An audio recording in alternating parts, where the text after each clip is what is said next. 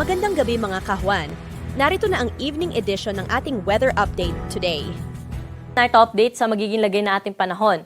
Nakakaapekto pa rin ang northeast monsoon o amihan sa bahagi ng extreme northern Luzon.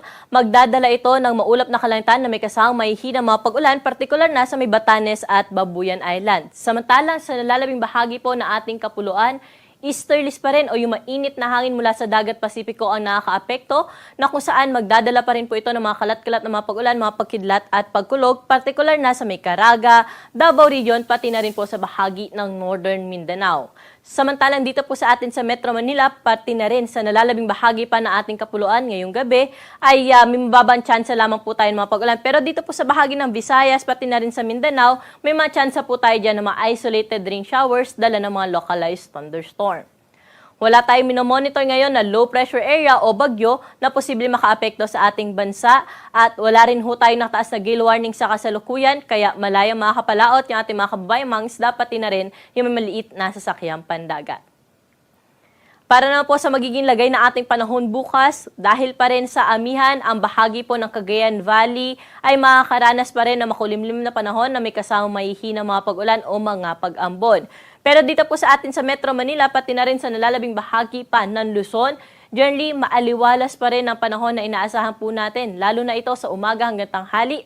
Pero sa hapon at gabi, may mga chance naman po tayo ng mga isolated na mga pag-ulan.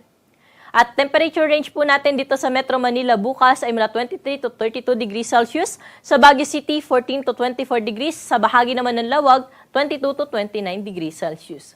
Sa Tugigaraw, 21 to 30 degrees ang agwat ng temperatura bukas. Sa Legazpi City, 23 to 31 degrees at sa Tagaytay, 19 to 30 degrees Celsius. Sa bahagi naman po ng Puerto Princesa at Kalayaan Islands, maglalaro sa 24 to 32 degrees ang agwat ng temperatura. Para naman sa magiging lagay ng panahon sa bahagi ng Visayas, wala ho tayo dyan inaasahan na malawakang mga pag-ulan maliban sa mga isolated rain showers. Dala po ito ng mga localized thunderstorm at madalas po ito mangyari sa hapon at sa gabi. Pwede po natin i-monitor yung ating mga thunderstorm advisory na ipinalalabas sa ating social media accounts. Temperature range po natin sa Iloilo bukas pati na rin sa Metro Cebu ay 25 to 31 degrees. Sa bahagi naman po ng Tacloban ay 24 to 30 degrees Celsius. Dumako naman po tayo sa Mindanao na kung saan bukas, improved weather condition na po yung ating inaasahan, partikular na sa Caraga, Davao Region at sa Northern Mindanao. At ganun nga, sa buong bahagi po ng Mindanao bukas, generally maaliwalas po yung ating panahon na inaasahan at may mga isolated rain showers lamang po sa hapon at sa gabi. Sa Cagayan de Oro, 24 to 29 degrees Celsius agwat ng temperatura bukas, samantalang sa Metro Davao, 24 to 32 degrees Celsius. Sa bahagi ng Zamboanga City, 24 to 32 degrees din ang inaasahan natin na magiging agwat ng temperatura. At ang araw po natin dito sa Kamunilaan ay lulubog siguro 5:58 ng gabi at muli po itong sisikat bukas ng 6:23 ng umaga.